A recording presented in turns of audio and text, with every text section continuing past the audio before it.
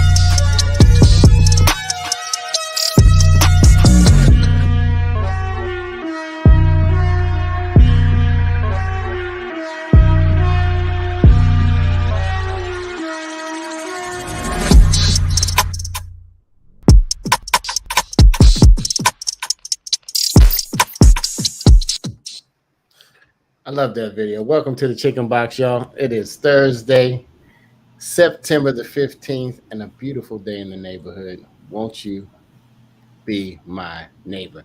If you've never tuned in, I'm your host, Kevin Impeccable Peck, co-host, host of, and we even have our producer on this time. Hey, Lisa. I Hey. never met Lisa. She probably forgot that she was that she wasn't backstage. But welcome, Hey, everybody gets to welcome. know who our wonderful producer is. Okay. Also, Dr. I'm Drake going to step backstage now. and Courtney. How are you guys feeling this wonderful Thursday? Pretty good. It is indeed a beautiful day in the neighborhood. If you're on the East Coast, we have low humidity, beautiful sunshine, mid-70s, good Ravens and Orioles weather, and so we're enjoying life and working, so it's all good. Courtney? It's beautiful near Chicago. I'm going to say it's around the same forecast for us. Right now it's about 72 sunny, and I'm feeling the fall vibe, so I'm excited for that. So is this the new Afro Weather Channel? Because everything is out. Is your mood based on the weather? I don't know. Mine isn't. Today it is Black people versus the water crisis. I know we're smiling. Well, tell us how it is in Atlanta or wherever you are in the world. How's the weather? Would you really like to know where I am? I'm in. No. We just want to know the weather. Just the weather. Oh boy. We can tell you where you can tell us where you are. I'm in Montgomery, Alabama. I just got a chance to go by Dr. Martin Luther King Jr.'s home and church. It was a wonderful experience. There you have it. But today, we are talking about Black people versus the water crisis. Yes, this is the Chicken Box. If you're from Baltimore, you know what it is. It's 4 wings, some salt, pepper, ketchup, fried, greasy, and, potato wedges. You got just a box of chicken. If you're hungry right now, I hope you're thinking about it. But if not, this is where, powered by the Afro-American newspaper, the oldest Black business in Maryland, 130 years, powers the Chicken Box, where we speak our truth. We inform, inspire, and educate. We're waiting for our guest from Jackson, Cassandra, to show up. But while she does, let's just start talking about this water crisis, because it has popped up. At first, when it's not in your backyard, you kind of be like, I get it, I don't get it. And not that you're insensitive, but it's just that you don't take enough time to care about sometimes what somebody else is going through. Is that selfish? Sometimes, yeah. All right, it's selfish all the time. But anyway, when it comes to your backyard, then it's a big thing. So it's hit Jackson for the second time, I think, in the last 2 years. And it is a crisis. Courtney, what do you know about the water crisis in Jackson? I just know, speaking from a place where it's not right. It's not right at all. It's like we have local, state, and the federal government. Like, why is this happening? So it's frustrating to see that people don't have access to clean water, especially in 2022. It's like, what's going on? This is ridiculous. Absolutely. Dr. Draper? Well, I just want to add to that.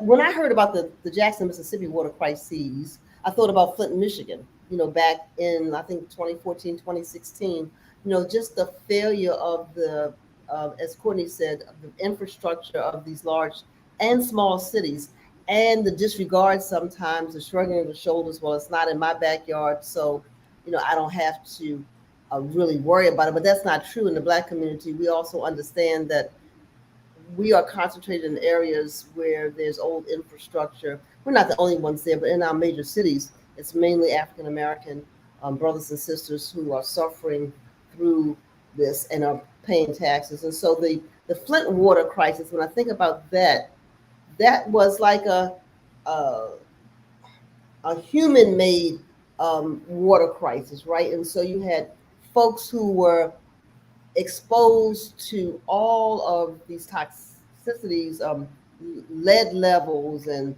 Legionnaire's disease and all kinds of things that killed people and made a whole lot of people sick. And so Flint, Michigan at one time was like a thriving city in Michigan, and this water crisis that lasted almost 2 years did, was so devastating to that community. So when you think about Jackson, Mississippi, and recently here in Baltimore, just in one part of Baltimore, where which is almost 100% African American, you just are sensitive to the dangers of a water crisis. Man, if you just tuned in, this is the Chicken Box powered by the Afro American newspaper, and we're talking about the water crisis. Does it seem like to you that it becomes a crisis when it's in the Black community? What do you think? So say it again, Impeccable. Ask the question. Say it again. I said, do you think it's now a crisis because it's in the Black community? Would it gotten so far to be a crisis if it was in another community? Well, let's say this: it's a crisis no matter where it is. But if you're talking about in terms of the elevation, um, I know I'm talking about the elevation of awareness, right?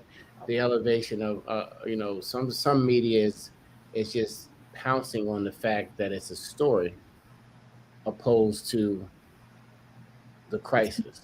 well, it's people's lives, and Absolutely. so what we see too often is the minimization of other people's lives. Mm-hmm. When you think about, I mean, you just can't help but just think about things like the response to Katrina and how many Black and brown people were negatively impacted. And I went down there as soon as they let people go to Katrina, and you see all those images on television, which were awful. But to go through and walk and see the devastation of whole communities. And this is a little bit of an aside, but I wrote about this in this week's Afro. So get this week's Afro. A lot of our communities, people are living in what's called air property, HEIR property, which means, hey, you know what? Grandmama had the house, so she died, and Mama was already there, so she has the house, and then she died, and baby sis was there. It gets passed along, but not with a change of title legally. So why am I bringing that up? Because when there's a crisis, like a Katrina, or something that wipes out all of your property, we're talking about real estate in this week's Afro, and the title is not in the current occupant's name, then even if there are disaster relief funds, you cannot access those. I know that's another whole subject for the box, but it's still tied into what your question was about crises and communities. And we're not the only people that have air property, but African Americans, we pass the property along as people live in it, and we don't think about sometimes, or don't know about getting the titles correct. So that's a little sidebar to the discussion. Absolutely. I mean, just the other week we were talking about all of the great benefits of water and what was going, what it did for your body, what it did for your health, your skin, your bones, your joints, your heart, and then just the fact that you take it for granted that you're always going to have water, right? And that you even in America we probably really take advantage for people who don't have water who just don't have running water. I mean, who begin to complain about some things that really aren't even worth talking about. When we get down to the basics of water, you know what I mean? Of what do you use this water for? I mean, you brush your teeth, you wash your face, you take a bath, you take a shower. It's the water in your toilet. It's the water in your sink. It makes it, if you have an ice maker, it can make ice. You know what I mean? If you have a refrigerator with water on it, it's so many uses that that you probably just are so used to using. And then can you imagine that water is contaminated? You can't drink the water anymore. I mean, a lot of people don't drink faucet water in Baltimore. We always drank faucet water. I mean, I used to think that was the best water in the world, which probably was the worst water. So no, really, and what Baltimore's water on the scale of things was considered to be good water. No, I mean, I mean, I straight out the faucet, Yeah, straight out the hose, straight out the faucet, straight out the faucet. straight out the hose. Dolores, Jewel, Byron, how you guys doing? It makes me think I need to get some water. You know, like you just want a closet of water. I know that sounds crazy. You know, Want something? the Sam's Club and everything else. And, you know, feels like I just should pile up on water. I don't know why, but I just been getting that feeling. But we are talking about a crisis. I don't know where our guest is, and so we wanted to bring awareness, uh, at least that you will be sensitive to somebody else if you really think about the fact that all the uses of water that we need it for. And if I'm not, correct me if I'm wrong. I think it was some type of contamination that caused the crisis in Jackson. Yeah, is that? Can somebody fact check me on that one? It could happen anywhere. It's caused by a storm. Jules says. Right, and so then the water. What our guest, I hope she still comes. And so we're expecting Cassandra Welchlin. She's the executive director of the Mississippi Black Women's Roundtable. And she told us that the residents of Jackson, Mississippi, which is her home, in that town, it's almost become normalized to have discolored water. Um, that a few times a year, the water comes out brown. And she said she's lived there her whole life. So when there was a storm, she said her grandmother would fill up the bathtub with water and then boil that water so they would have drinking water. And now here she is so many years later, 30, 40 years later, and having to do that. And so it's deteriorating water system and the decaying infrastructure. So we can say those words glibly, but what is it really? Neglect of our infrastructures, right? So then things collapse because they get old, they wear out, they need to be replaced, and they've been ignored for such a long time. And I think you're right, impeccable. Our communities get the short end of the stick in that. Yeah, because I mean they're coming down on the mayor of Jackson, saying that he's not handling the problem, but the problem is bigger than the resources that he has to solve it. And so everybody wants to point the finger instead of, can you imagine as a human being what it is to go through this crisis? You know, not the finger pointing. Sierra, how are you? Says neglecting the water treatment plants, just like our pipes in Baltimore. You're absolutely correct. Right. It's the lack of replacing those old pipes. I mean, sometimes you would. I know, I grew up in a row house, but sometimes you got to turn the water on for a minute, and some brown stuff might come out. You know what I mean? Might come out of the water first, and you just let it run for a minute, and it becomes a normal thing that you see because of those rusty pipes. Dr. Dre? Okay. So when you go, and I've been to third world countries where they don't have so-called sophisticated water systems that we have. So people go to dig wells there. And so when you go there, they tell you, take your water, do not brush your teeth with the water, don't drink the water, don't do any of that, especially if you're coming from outside of the countries. Their bodies have gotten used to it. But we ought not to get used to, well, water should be a basic right. 60 to 70% of our bodies are water. And we need good, clean water to do so many things, as you said, from cleaning ourselves to cleaning where we live, right? And so we need, so it's that's old infrastructure that needs to be replaced. Right.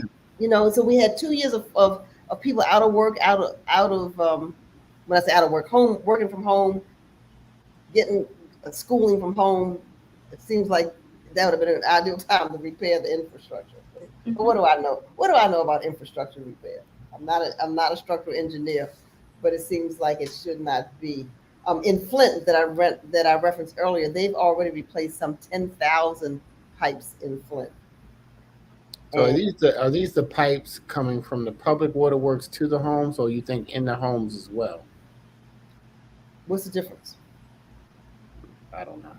I guess where the source comes from. I think they're public. It's the public. It's public. Well, because the pipes in your home are your pipes. Oh, I see what you're saying. No, but the it's city brings the water up to a certain point, and it goes to your house, and then from that point, yeah, right. The contamination, to my understanding, has been in the structure itself, from the source into the house. Absolutely. This is the Chicken BOXX today, and we wanted to bring awareness to Black people versus what do we think out there about the water crisis? Have we thought about it? Have we just heard it as news and kind of just, went on to the next one? But now you're hearing it Jackson. Okay, you hear Baltimore. It's probably contaminated in a lot of other places, but it hasn't become a crisis yet. And so these are some of the things that as we move into these election seasons, these are things that need to be put in the forefront by the people who have the power to make a change in the public works and the water systems of the government and the city. Um, and then what do we do when we do get a crisis? Is it all hands on deck, or do you just say, oh, they have a crisis, they deal with it? It's a global water crisis. In fact, I just pulled a statistic that says 771 million people. Say what? Listen to this: 771 million people, 1 in 10 lack access to safe water, and 1.7 billion people in the world, 1 in 4, lack access to a toilet. Good gracious! So, if y'all know about it, anybody know about an outhouse? Yeah. And in Africa, you heard of an outhouse? We dig a hole outside, Yep. put up a little shed. It's hot. You got to walk, and you better not have to go to the bathroom at night. That's it. As a kid, I stayed in the place. They said you better go in the bucket, boy. And and we laugh about it because we go. But in East Africa, where I was, the outhouse literally is a hole in the ground, right? And when you finish using that, there was a person who would come in with a bucket of water and just pour it down, not flush it like that, but just pour it down that hole for the next person to stand over. The Lord knows what you're talking about. Yeah. You wasn't trying to go at night, the Lord, snakes and all that stuff. Look, and if you're from the city, you spiders, Chippy said, yep, she met the bucket. So look at Courtney's eyes. Courtney, you don't know anything about outhouses and buckets. I guess it just makes me realize how people in different regions, where some people are more privileged than others, because I never used an outhouse. I used a porta potty, but up north, we're just, I guess, fortunate enough to not have that. So it just makes me realize how blessed I am to not experience some of these things. And I think some people need to realize that as well and humble themselves, because some people don't have a toilet. So it's unfortunate. Correct. Absolutely. If you just tuned in, we're getting up to date on the water. We had a special guest who was going to tell us from the ground what was happening in Jackson. But I think that if you just think about it for a second, you can really begin to put yourself in another person's shoes who's going through a water crisis. Every now and then something will come up and say, "Hey, you should boil water." And when I'm in the Atlanta area most of the time, and said you should boil the water in this certain particular neighborhood. They say residents in Jackson have been doing that since July because they have water treatment plants, y'all. And those get contaminated. Those tanks get contaminated. It's a city will have a boil water notice. I don't know if that happened in Baltimore. It did. It did. It said at least 180,000 people went without reliable drinking water in Jackson after the pumps at the main water treatment plant failed last week. So that means the pump failed. So if the pump failed and the city doesn't have the money to fix the pump, and then they have to go to the governor to get it, and then they try to say that it's a failure on Jackson Mayor. I don't know how to pronounce his name, but it's looks like Lumumba at a press conference. If you guys Google that, if you wanted just to find any more information on that, they need to come in. They need to bring the support and the aid and the money to the city of Jackson. Deion Sanders, Jackson State University, and others are very vocal about the crisis. And the pump and there's a petition too that's being started. So Color of Change, you all heard of Color of Change. The Color of Change just yesterday issued a call for petition. We're going to put that information in the chat for our viewers, saying that, the petition to Governor Tate Reeves, the Mississippi State Legislature, and Mayor Lumumba to say that they need access to reliable, clean water in Jackson right now. Because they got sewage systems and the water's unreliable. So they got to, what happens too with these crises is it makes the headlines for a second, and then we forget about it, and the people still are trying to recover. Even in Baltimore, we had the water crisis was in West Baltimore, and they found it because they do sampling of the water on a regular basis. But the question is, and the Baltimore City Council is grappling with this, why was there E. coli in the water of Baltimore? Why was it there, and how did you keep it from getting there? How do you prevent that? And so there are ongoing water crises all over the United States. Maybe we should show that map, Impeccable, to see which U.S. cities now have these ongoing crises. Who has the map? Lisa has it. Oh, okay. Lisa. Let's pull up the map. Let's pull up the map, Lisa. Let's see where the ongoing water crises are. Sheesh, we can't even cook. Why she looked for the map? I'm just thinking about you need some water to do some good cooking. By the way, the Afro has a cookbook. I know. Should I throw a cookbook up right in the middle of a water crisis? Well, you already have, so you might as well go ahead. There it is. There it is. It's a cookbook. We had over 200 people submit family recipes from napkins, old pieces of paper, and all kind of things. And if you are busy and you can't food plan, or you don't even know what a food plan is, if you haven't learned how to cook, or even if thought about cooking, go to the Afro Cookbook. They will get you together. You will have planned meals for a whole year. You can scan the QR code or go to afro.com. Let me say something about this cookbook, Impeccable. It's also for people who like I am. This cookbook tells our story through food. These recipes go back to the 1920s and 30s. Some of the terms they use, we had to put a glossary there. But these are things that whether you can cook or not, you can try to make. And the $30 includes your shipping. You can't beat that. And the pages are laminated so they don't get messed up when you cook. You can't get no chicken grease on these pages, all right? And so the Afro used to have a cooking school where people competed for new appliances, and they submitted their best recipes, and those award-winning recipes from the Afro cooking school from way back in the day are in this cookbook. So absolutely, I got my cookbook. All right, now do we have the map of the water crisis? I don't know. I think our guest might have joined us. Oh, Let's good. see. Is she here? There she is. Cassandra, can you hear us? She's on mute. Okay. You're just on mute. I can hear you. Absolutely. Welcome to the Chicken Box. We Thank talked you for all having about. You must have had your ears burning. This is powered by the Afro American newspaper. Welcome.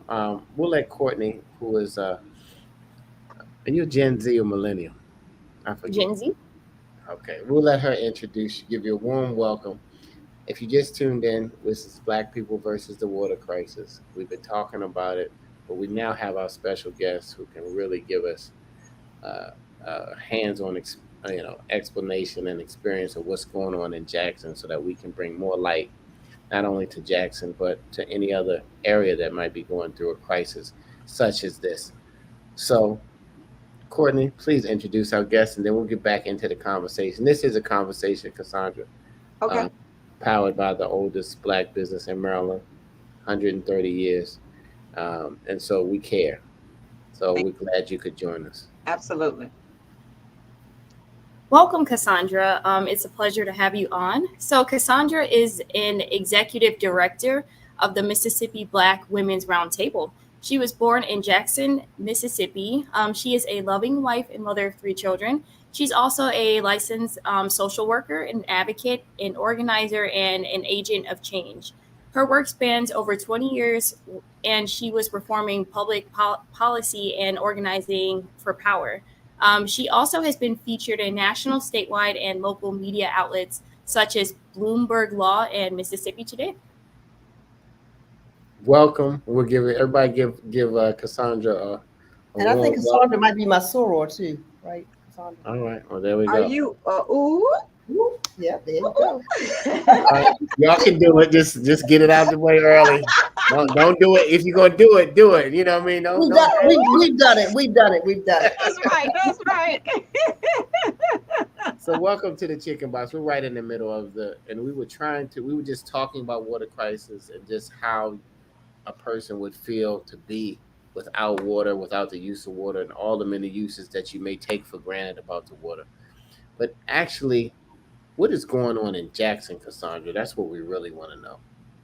Yeah, thank you all so much for having me. And it's just so wonderful to know about the Chicken Box. I didn't know about the Chicken Box, but now I know, and telling people y'all need to know about the Afro Chicken Box. So this is wonderful. Have you been to Baltimore before we get started? I have, yes, Okay, so lots of times. So it's a chicken box, which is 4 wings and fries in Baltimore, called an actual chicken box where you eat chicken. Okay, it's fried, it's 4 wings and fries, it's greasy, it's salt and pepper, it's hot sauce.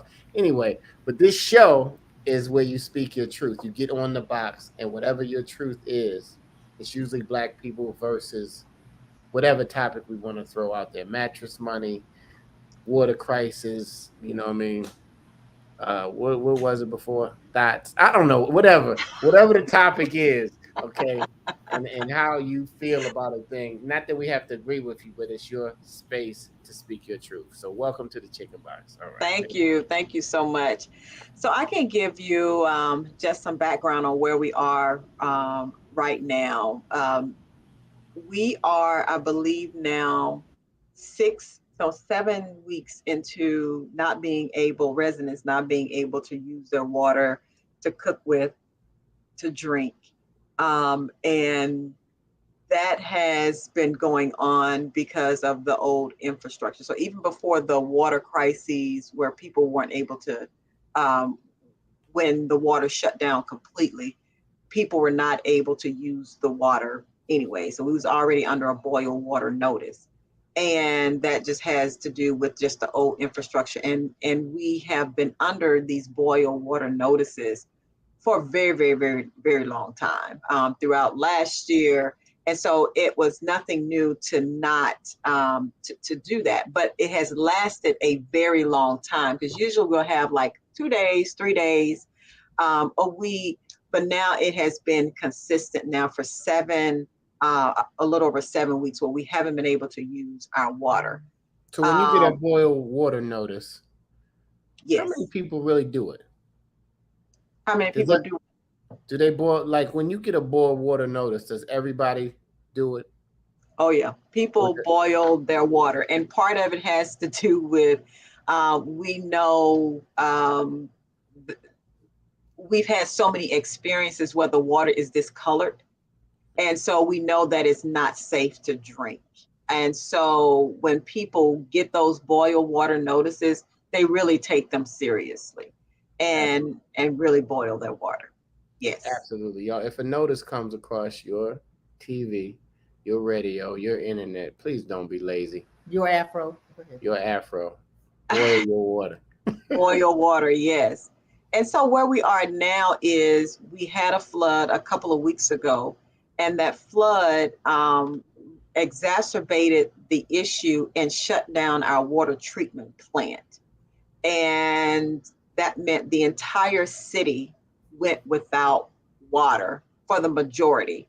People who live maybe in North and Northeast Jackson might have maintained their water, but the pressure was low. So, but majority of the city water shut down. Residents, businesses, childcare centers, the water just shut down. So that meant businesses also shut down, which also meant people who didn't have sick leave or paid leave didn't get a paycheck for those days as well. So, and so schools were out, students were at home with parents or whoever parents could, put them in the care of. And so, that's what happened. Currently, where we are right now is that water has been restored to most of the citizens, but the water, some people have discolored water, some people have still low pressure water, but still none of us can drink that water. So Cassandra, help our this. Is it Cassandra or Cassandra? What's your? It's Cassandra. Okay, so Cassandra, help our viewers understand Jackson. So Jackson is the largest city in the state of Mississippi. Tell That's us about correct. the demographics as it relates to African Americans, so that we make sure we all understand the significance of Jackson. Yes. So Jackson is 80%, maybe 82% African American, and about a third of our people are live in poverty. 90% of the children that attend the public schools are on free and reduced lunch. So we have about the rest of the percentage are, white folks. And we have Latinos that are also inside of Jackson as well. The median income, and I believe I have this right, for the citizens of Jackson is somewhere between 28 and $30,000. And I may be off just a little bit.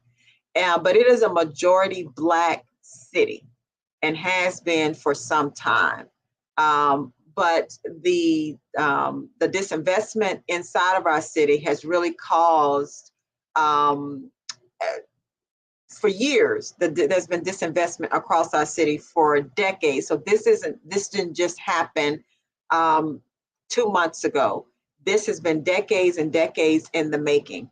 I'm almost 50 years old. I remember as a little girl when there was a winter storm that was about to happen, my granny and my mom would say, we got to fill up the bathtubs because just in case we lose power or we lose water. Sure enough, we will always lose water pressure and lose the water, but at least we could have a tub to be able to flush the toilets. So this has been going on since I was a little girl in the 70s and the 80s, and we're still dealing with it. So when the storm, the flooding occurred several weeks ago, I told my family what I was told: go fill the bathtubs up. And that's what they did. So at least we can have flushing water. Wow. If you just tuned in, this is the Afro and the Chicken BOXX talking about Black people versus the water crisis. And as I sat here and just thought about the show today, I wondered, just like electricity, most people know that hope when they click the light, that the light switch comes on.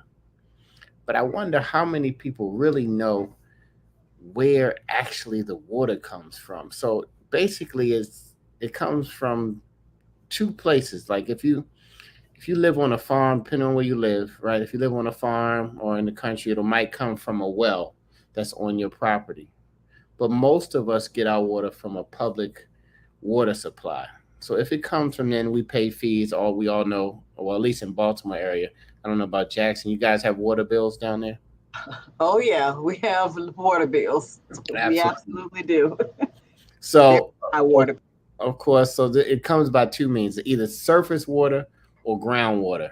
And we've seen reservoirs before, um, and or lakes that water comes from. But that water is then brought into a facility, then it's treated, and then it is pumped in to homes. So about half of our water supply comes from the public places, our reservoirs and our lakes and things that are drilled underground and then treated by public water sources. So when it becomes unsafe, is that because our public water systems that we pay for the water has not upgraded? They have not they missed the ball on something. They let something get through. One of their testing mechanisms failed. What have you heard in Jackson, Cassandra? Yeah, I'm not the expert, but what I do know is that our water treatment plant, where they filter the water from the reservoir, it it's old. The systems are old, and as a result of that, they haven't been able to repair some of the piping and whatever else the things are. They haven't been able to repair that, and so when there is this amount of water that's coming from the flooding, right? It's overpowering and they can't pump all that water out. And so it just cuts down. The other problem or shuts off. The other problem is just the piping underground, underneath our grounds is so antiquated. We actually saw a pipe that was removed from the ground, just a picture of one a couple of weeks ago. When I tell you that it was corroded, the pipe itself was so brown, so corroded, and the color of it was the same color that you would see coming out of our faucets. So, of course, we know that is not safe. It was really horrible to look at the piping. And I think it would be really great and fascinating, I think, if pictures can be taken of the pipes that's underneath so that people can really see. We just got last week, I believe it was, the head Am I of. freezing or is Cassandra freezing? Somebody's freezing. We talking about some good stuff here. Oh, am I back on? Maybe it's me. It was you, Impeccable. She didn't freeze. Not at least not on my end. She did. Okay. Am I frozen? Put in the chat if I'm coming up choppy. Because, we talking about some good stuff, Black people, about bringing awareness to this water crisis. So, they might be trying to cut our internet off or something. Courtney, can you hear me clearly? Okay. Cassandra? Yep, I can hear you. Can you hear me clearly? Yes, we can hear you. Okay. Yep. All right, good. You talking good. So what I was saying was I think it would be really important if people could see what these pipes look like. Because they were just really corroded, and it looks like some of the water that's coming out of our faucets. So the water is just antiquated. And part of this, the history of this, though, is when white flight happened out of our city, it left us without the adequate taxes that we need to repair our system. And so that is been the problem. I mean, yes, you see this.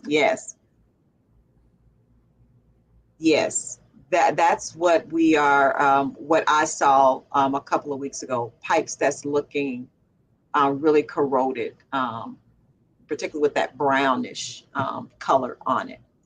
And so when we have white flight that's leaving our cities, it left us without the adequate tax base to repair the infrastructure. And that is that is it, just repairing the infrastructure. And so we are decades and decades of not getting this fixed. And the state government hadn't put the resources into its capital city. And the capital Jackson is the capital city.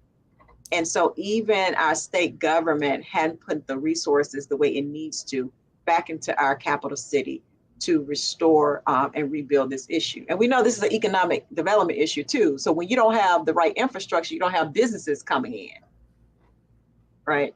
And so that means that jobs are going into the suburbs and leaving our folks who don't have transportation. Our bus transportation system doesn't go, way out into the suburbs the way to get to these jobs. And so you're leaving people at an economic disadvantage. So it's a vicious cycle. It is, and yeah. we're seeing it played out all over the country. We talked about it right before you came on. We see it in Flint, Michigan. In Flint, this was 2014 when that particular crisis happened. They still haven't finished replacing all the pipes. They almost have, but it took that kind of crisis and a lawsuit and the oust of a mayor and all of that drama. And I heard you say state government. I heard your mayor say, listen, this has been going on for decades. Y'all can point the finger at me, but it's way, way deeper than anything that I can take responsibility for. Absolutely. You heard me say, when I was a little girl, this was going on. And it was going on when I was a little girl. It's been going on for decades and decades and decades. Well, tell me a little bit about how other people can help with Jackson. I know at our church, we were asked to send cases of water to Jackson, to a particular Amy Zion church there.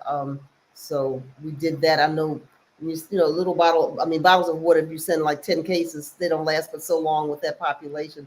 So tell us how people can help. And also, I was mentioning that Color of Change has this petition that they issued on yesterday. Let us know if that's something that, just tell us how people can help. Okay, I haven't seen the Color of Change petition, so I'll look at that as well.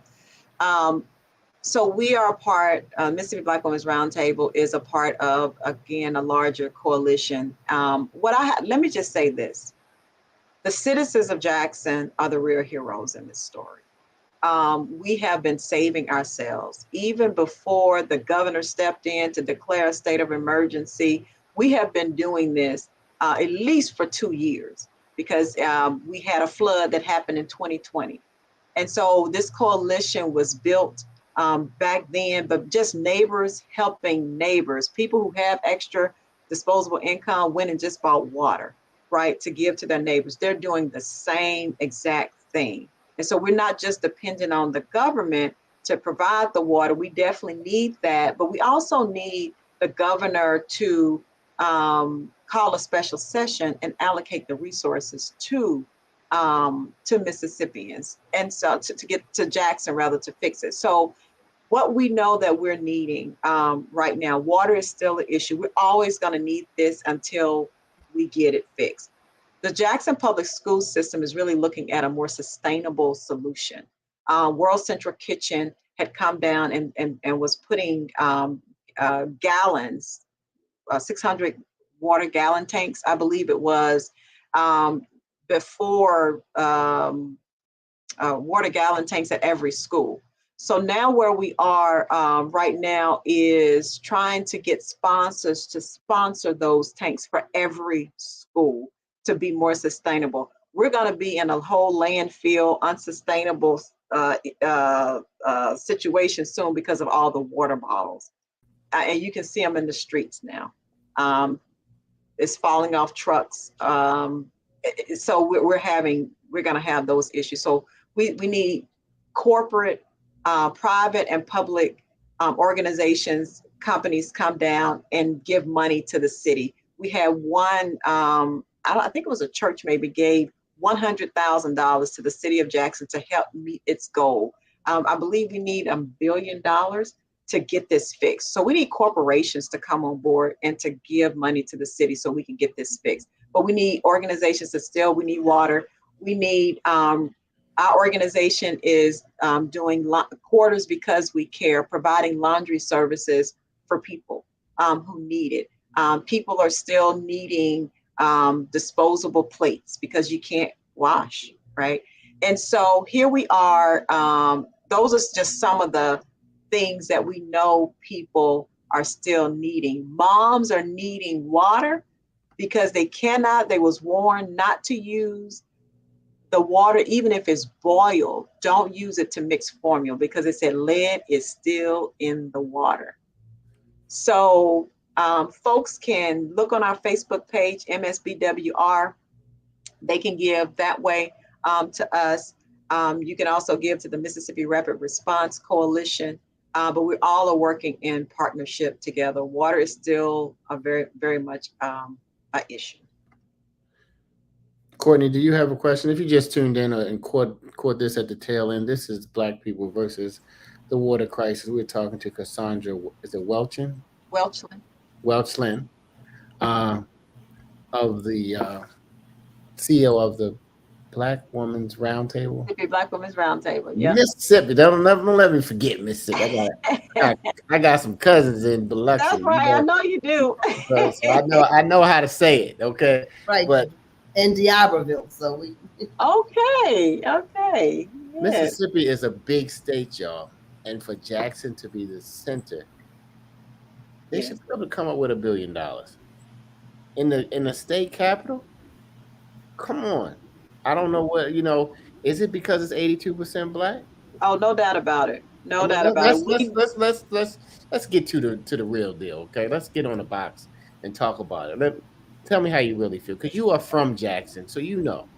Oh, there's no doubt about it. Race plays a real central part in this.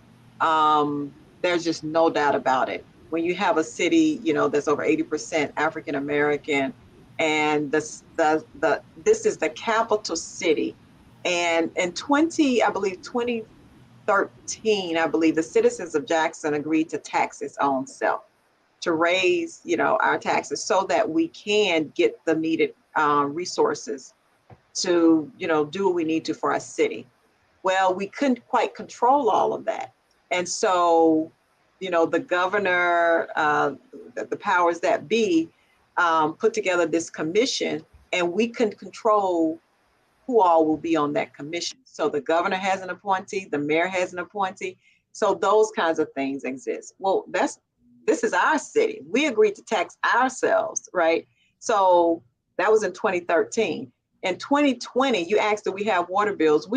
People have water bills that are $5,000, $10,000, $15,000, $2,000 because a company was hired, I believe, over, and I want to get the date wrong, maybe 10 years ago, or maybe a little less than that, but was hired to manage our water and sewer system, where the meters that they put in were faulty. And as a result of that, people weren't getting water bills. And then when it caught up, they had these astronomical water bills. And so now the city was fighting to bring a lawsuit to, have them, to hold them accountable for that.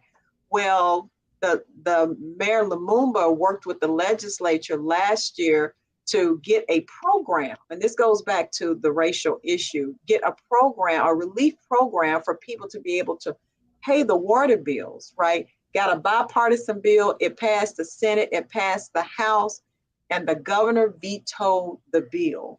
And so people were left with no relief, and we were told that, well, that's not our problem. That's the citizens of Jackson's problem, and we're not going to get in it. And so you have seniors who can't pay their bills, single moms who can't pay their bills. And we work on behalf of Black women and girls, in the state of Mississippi. And we understand what the statistics are about who we're really talking about, like who's the head of these households, what the income levels really look like. And we're talking about Black women who are the heads of their households. We're also talking about elders and disabled people. And so, yes, those water bills are real. And why would the governor not do that? Because we believe racism plays a big part in that. So they're like, hey, these these are the black people. We don't care if they're drinking contaminated water. We don't care if their kids can't go to school and have healthy water. It's pretty much they wash their hands. And so, and the governor had to step in because the water treatment center, it stopped. And so he had to step in at that point. And now the National Guard is on the ground, giving out water and then bringing in people to help fix, the water system. But what's now on the chopping board is trying to privatize our water treatment center. And that is a problem, because then we won't be able to control that. Remember back in the day where these people used to come and sell these water filters to your house? Does any of that work? Did any of the home filtration systems work? Meaning, if the city pumped you some bad water, would these filters work? Or I've heard from one resident that she has one, and she was on public radio sharing this, and she actually said that it worked, but when she looked at the filter looked like those pipes. Wow, that's worrisome to me. Mm-hmm. So it makes me wonder, are you really getting everything? Well, I mean, we have to, even though it seems like it may be our only solution is for them to do X, but then it may be another solution in your power. We get some black women together, y'all come up with a business and figure out a filtration system for the homes and for the people, since it's our problem all of a sudden, since you're not going to help. So a problem, all you need is a solution, right? Right. Yeah. But you also got to deal with the water pressure problem. The pressure problem. Yeah, so it's a pressure problem as well. Oh, yes. Yes. It's a water. But the pressure problem usually is dealt with at the house. No, this is a pressure problem. Oh, the pressure coming from the plant. Right. That's right. Okay. Yep. Absolutely. Okay. When you were describing Jackson, it sounded a little bit like Baltimore. We had something similar and had a water crisis, not nearly to your extent. And so when you say people, so if people are watching this broadcast and they're not a big corporation, right? Is it wise to send, if they say, you know what, I just want to send 100 cases of water to Jackson, can people do that? And if so, yeah, people can still do that. Yeah, people can still do that. So where do they send it? They can actually reach out to us, and we can help direct that. Okay, so Facebook or Instagram or yes, yeah, I can give my contact information right now. So our website is ms.boywr.org. My email address is Welchlin, CWELCHLIN at msb.wr.org. And they can help, and we can coordinate that with them. Okay. Now that's Welchlin at msb, as in boy, wr.org. And then that's your website, that's your email? My email, and our website is msbwr.org. msbwr.org.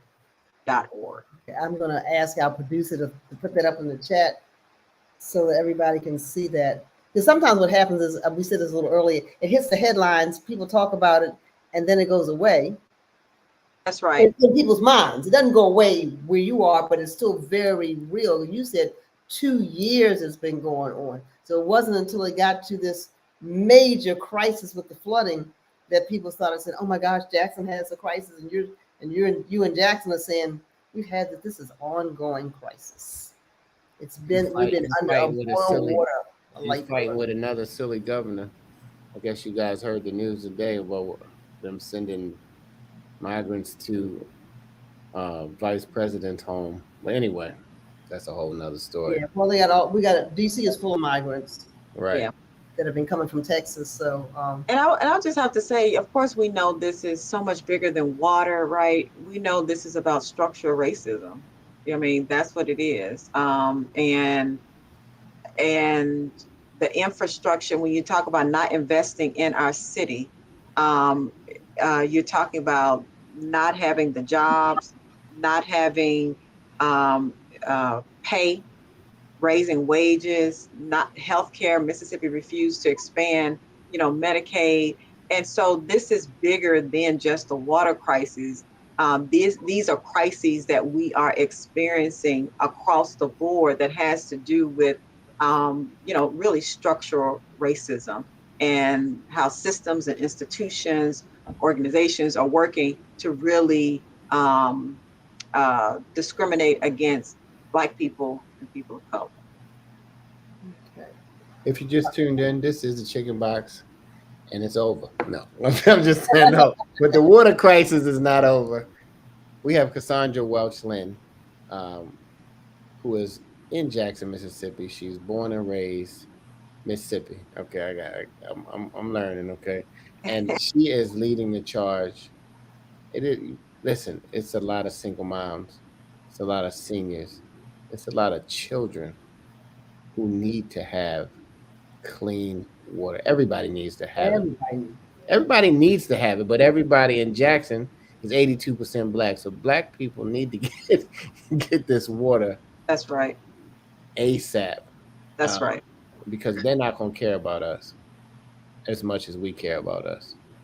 Yep. So you guys reach out. Please, please, please do what you can do. You know what I mean? I don't know who's managing the case.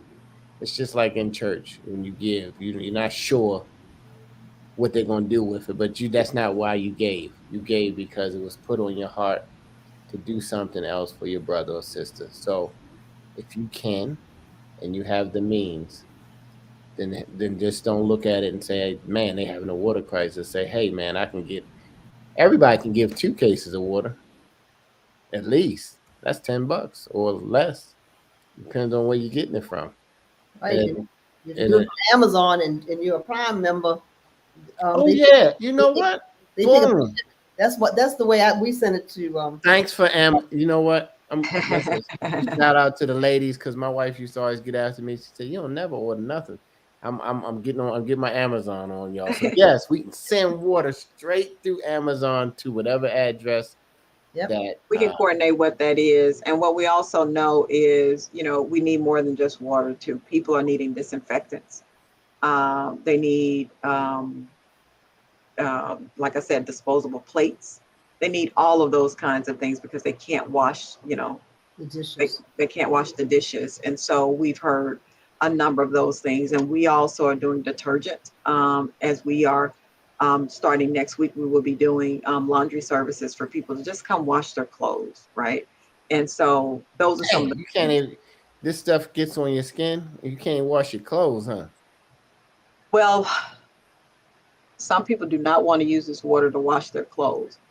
But what we know is, the laundry facilities, the pressure is high. And so the water isn't, from what we know, isn't as discolored. And so we can do that. But it was the households, they couldn't wash their clothes. And in some of the areas where the laundry facilities were, they were without the water pressure to wash their clothes. But people are still having to bathe in this water. And some of it isn't. It's Right. discolored and you can't brush your teeth with it. And so a daily conversation in my household, did you get your bottled water to brush your teeth? Did you do that? And then we heard reports from community that some people who have open sores due to diabetes or whatever have had infections because they're sitting in the water or using the water. And so, it's a real issue. It's a real problem. So this disposable washcloths, and I'm thinking about nursing mothers. Yes. Who clean water for their breast milk, and hospitals, and all kinds of places that really need. All of us need clean water, but it is a ripple effect.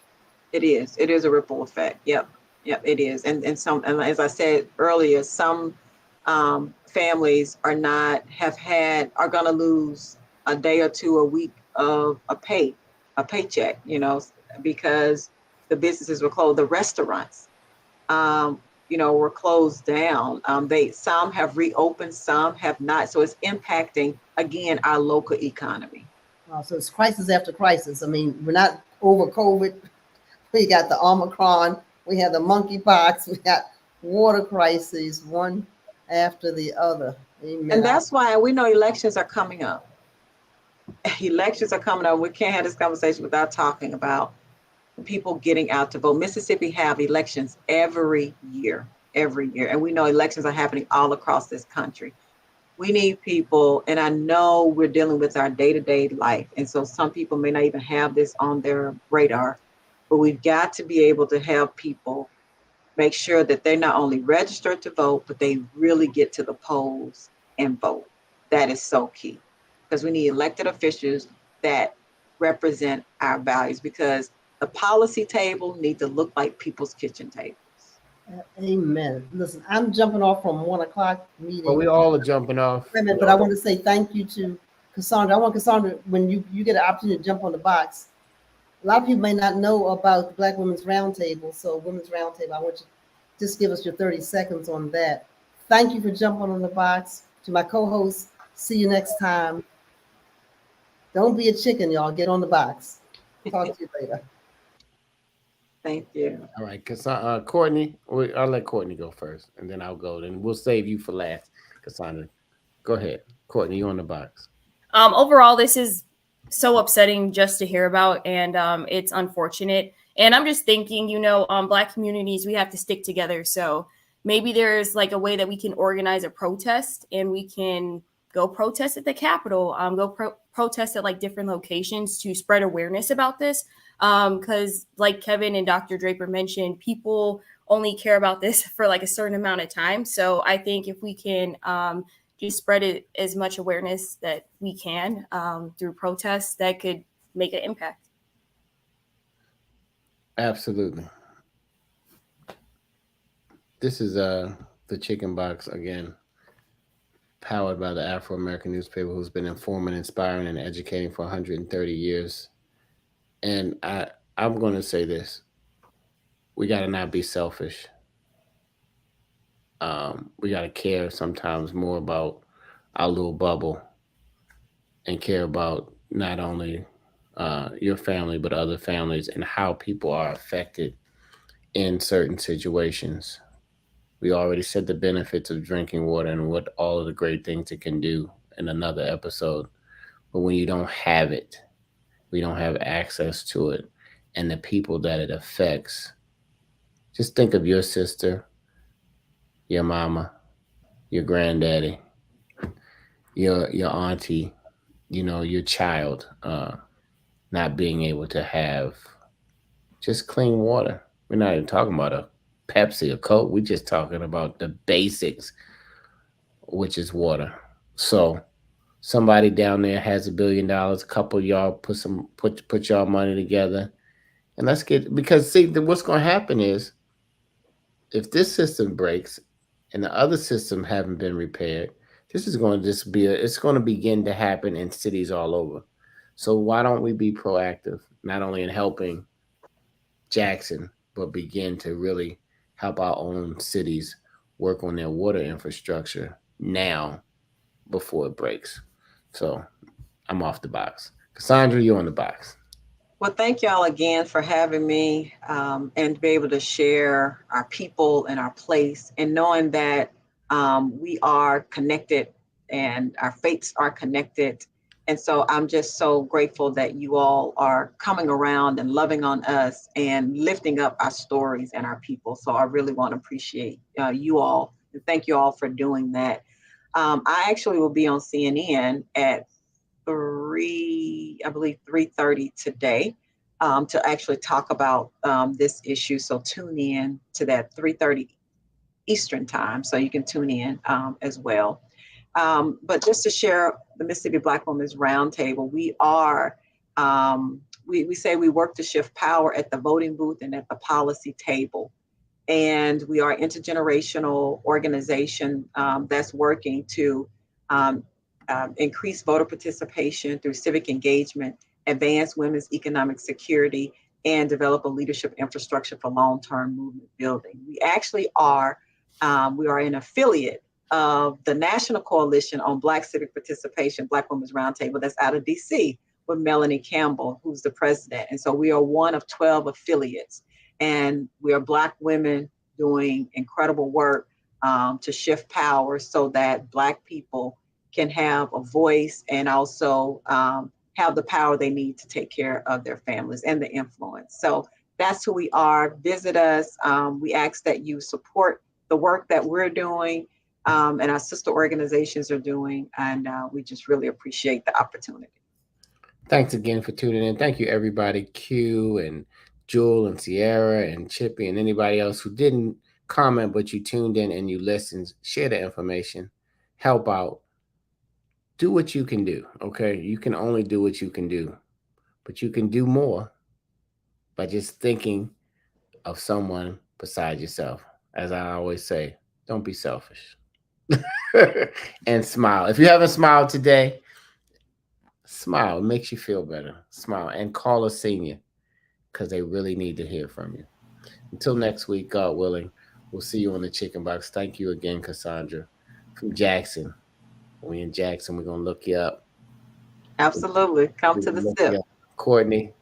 What'd you say? Come to the what? Come to the SIP. To the SIP. There we go, y'all. Come to the SIP. I got it. Until next time, you guys have a great day. Thank you, everybody. Bye-bye.